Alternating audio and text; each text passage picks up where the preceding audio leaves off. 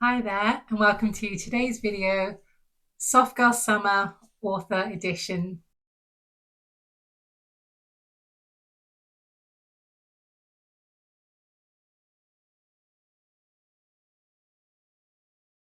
If you're new here, my name is Melanie Steele, and I am the author of 3 non-fiction books all about cozy living. And I'm currently writing my first novel, which is a cozy fantasy entitled The Lunar Quartz Library. In today's video, we're going to be talking about Soft Girl Summer and what that means in the context of being an author.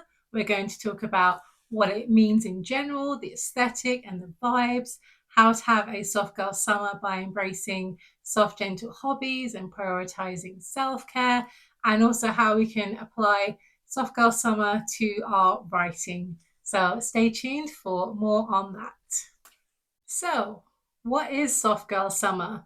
You've probably seen references to Soft Girl Summer both here on YouTube, on Pinterest, articles online. It's kind of a popular thing right now.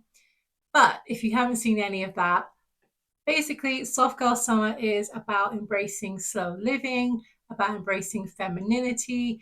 It is both an aesthetic and a mindset. And I think it is just a perfect way to go through summer and slowing down to enjoy everything that we have to offer. And I think it's perfect for both our kind of personal lives and how we are planning to have a wonderful summer. And I think it also really applies to authors about how we can soften everything that we are doing, both our business and our writing, i.e., letting go of the hustle culture and moving towards much softer writing rituals and approaches to our business that still get results but don't feel like hustle, because I don't like hustle. That's not how I choose to run my author career. I don't think you should either. So, before we dive into how we can have a soft girl summer author style, I think it'd be really fun to dive into how we can just have a soft girl summer. Because why not? We don't need to limit ourselves to just doing these kinds of things when we're writing. So, how can you have a soft girl summer? So, soft girl summer is, of course, about being very intentional with your time and slowing down and just taking the time to notice everything about your environment and what's going on. I think there are some fantastic ways that we can embrace this. I would say journaling is a perfect one. You could take a lovely soft pastel notebook with your favorite pen and go sit outside and just journal your thoughts about the day. Or maybe if you're gearing up to write, you could jot down some thoughts about what it is you're going to write. Or if you're trying to work through a particular issue, you can sit there and journal that. And alongside journaling, I think tea is a necessity for a soft girl summer, whether that's iced tea or good old fashioned hot cup of tea. Tea just feels very on brand for this, I think more so than coffee. And I think as well, why not have your cup of tea in your favorite mug, or why not elevate it and have it in a teacup?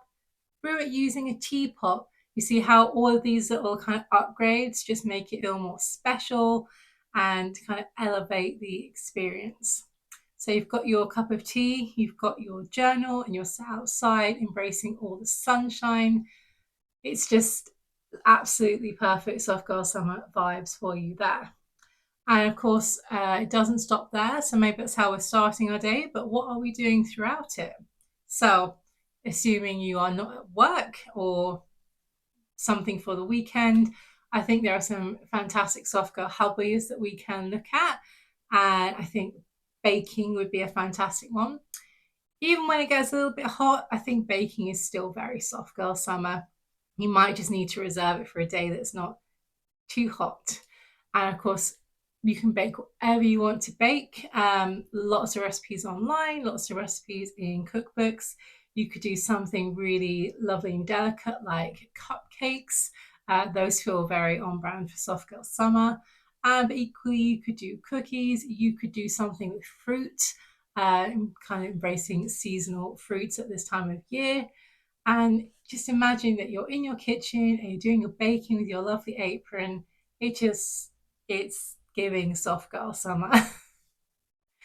And of course, if you are here, you're most likely a reader. There are so many books that have the themes I would associate with soft girl summer. So themes are kind of coming of age, themes around kind of being introspective, and books that just feel very feminine and girly would be what I would personally choose. I would think of things like Little Women, Anne of Green Gables. I think you couldn't go wrong with a lot of classic feminine literature by authors like Jane Austen, for example. Those just all feel very romantic and soft and feminine and perfect for your soft girl summer. Other pastimes for your soft girl summer could also include things like sketching, just sitting out in green space, whether that's your own garden or public green space, with just a nice spiral bound sketchbook and some pencils, and just, sketching what you see or sketching whatever you would like to imagine. I think that's another fantastic way to embrace these kind of soft vibes. And of course, the really traditional kind of more feminine hobbies like flower arranging or flower pressing, I think those would be absolutely perfect as well. Um, so there are lots of kind of soft feminine hobbies that we can embrace for soft girl summer. No summer, irrespective of soft girl otherwise, is complete without making a bucket list. I think this is a super fun approach to summer because sometimes it can feel like it's just slipped away. I think, particularly here in the UK, because we think of summer as being typically the school holidays, which is only 6 weeks. I mean, obviously, summer is longer than that, but from going to school ourselves, or if we have children, we think of summer as being this very short 6 weeks. Obviously, for my American friends, it's more like 3 months. And your summer also typically tends to start earlier than ours does because of how your school system works. So if you're in the UK and you're thinking, how can I cram all these things in 6 weeks? We're not cramming anything in because in Soft Girl Summer, we are making a dreamy bucket list. So, what kinds of things could you put on your bucket list? It could be things like treating yourself to fresh flowers. And of course, this doesn't have to be every week. This could be once or twice or 3 times over the course of the summer. If that's not something that you ordinarily do, kind of having these lovely summer blooms in your house will definitely help you to feel more summery, and it will definitely bring a softness to your home. It could be a commitment to spending time outside. It could, of course, be visiting somewhere very specific that you want to go. And not everything on your summer bucket list has to cost money or be something more tangible. It could be things like curating a summer playlist, watching some of your kind of favorite summer movies. Not everything has to be a very grand idea or to cost money. It's just things that you think will make you have the summer vibes and put you into the summer mood. And of course, add softness to your summer. Another idea for you could be to create a soft girl summer mood board. Whether you do this in Pinterest by saving various images that you come across, or maybe you do this in Canva and you print it out. There are some fabulous vision and mood board templates on Canva that you can use. It could be absolutely fantastic to have a reminder of the soft girl summer that you want to embrace. And there are lots and lots of different images you can collect very easily in order to do that. And you can include images for things like the kind of clothes that you would like to wear, the spaces that you would like to visit, for example, woodlands or the beach, activities that you would like to do, maybe just pictures of really nice notebooks because you want to do journaling, maybe pictures of pretty teacups. Whatever soft girl summer means to you personally, and the images that are evoked in your mind when you think about it, go find them and put them on a mood board, and then have it somewhere that you can see it, whether that's printed out or maybe it's your desktop wallpaper or your phone wallpaper.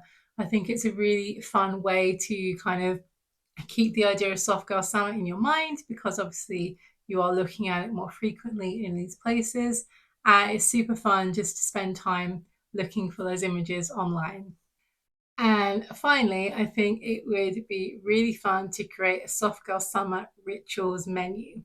Now, this is different from a bucket list because a bucket list is just a list of things in general that you want to do throughout the summer, whereas the rituals menu is more of the small things that we're going to be doing each and every day that we have decided that we want to elevate in some way or another. So, this could be things like having your iced coffee in a special glass, using pretty stickers and washi tape when you are doing your weekly planning, finally using your favorite wax melts or incense or candles when you are doing anything around the house and not necessarily waiting for just the right moment, reading a book at night instead of scrolling on your phone, making some progress on your summer TBR, dare I say, taking time to moisturize your skin when you come out of the shower with a lovely soft scented body lotion, and one that I am currently doing, which is using my silk scrunchie to tie my hair up as opposed to just a very ordinary hairband. It's like, does this sound kind of silly? Maybe. Does it make me feel good? Absolutely.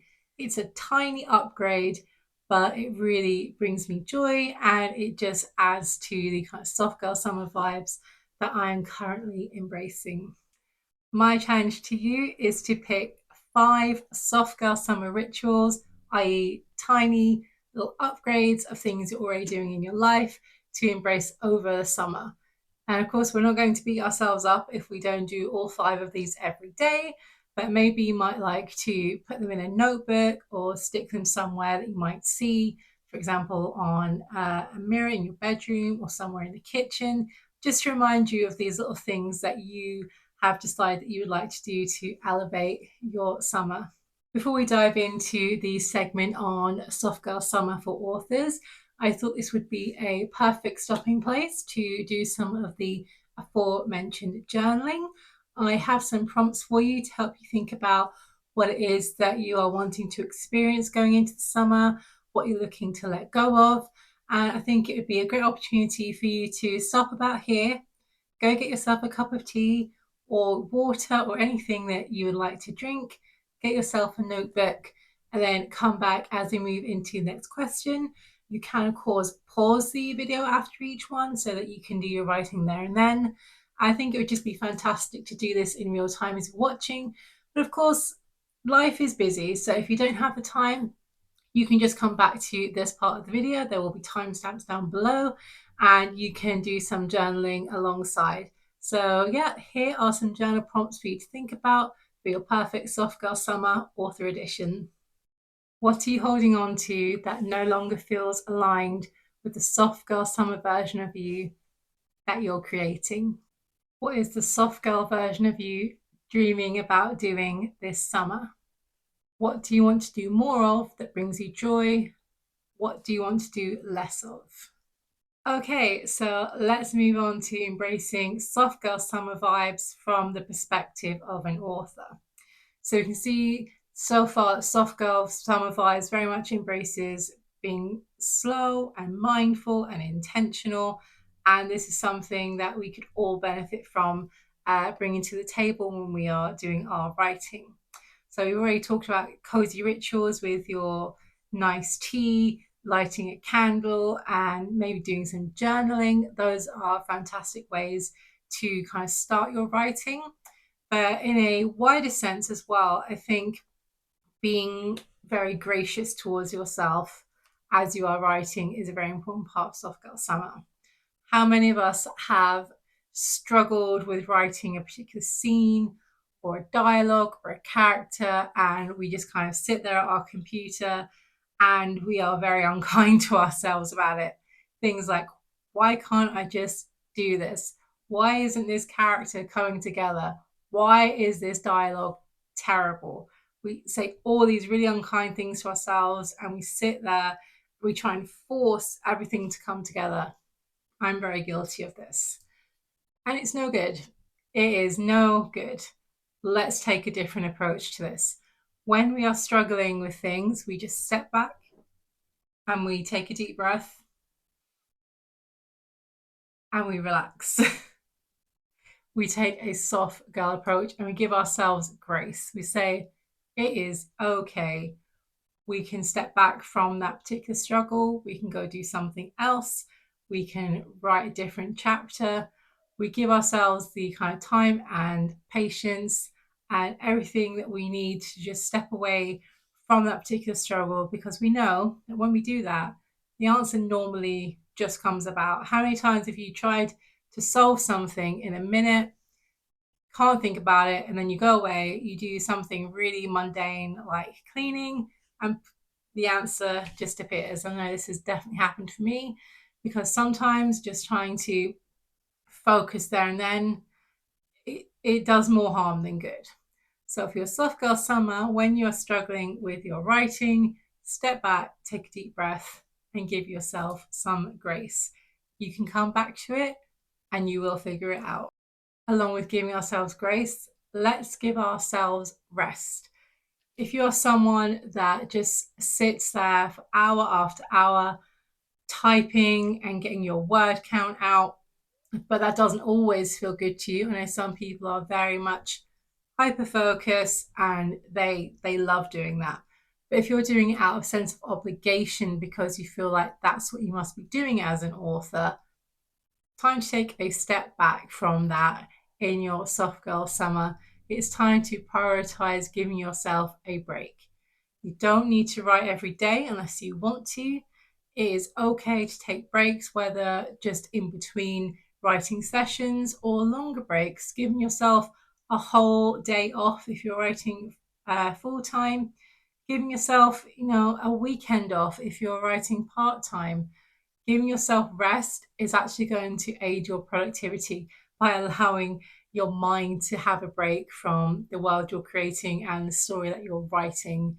It will ultimately serve you in the long run to take breaks and to take rest, rather than trying to hammer out your novel day after day, unless you're in a hyper focus or that is just the way that you do things. Because some people do, if they take a break, they might lose momentum and they need to take a more kind of balanced approach to their writing. But for the majority of us, we will be served by having a rest and a break from our writing and having that time just to do something else, to think about something else, and then to come back refreshed. And I'm going to end here with some soft girl summer reminders for you.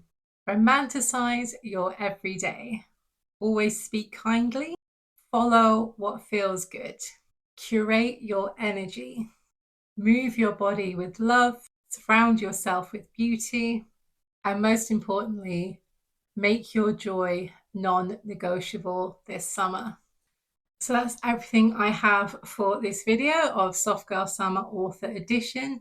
I hope that you have enjoyed it and that it has inspired you to have your own Soft Girl Summer and to practice some kindness and grace towards your own writing over the next couple of months. I would love to know what you've got planned for Soft Girl Summer. You can put me a comment down below saying which of these ideas that you're going to try. I would love to read them. If you enjoyed this video, I'd love for you to consider subscribing to my channel. I upload a chatty topic video every Tuesday and a vlog every Thursday. Thanks so much for watching. Bye.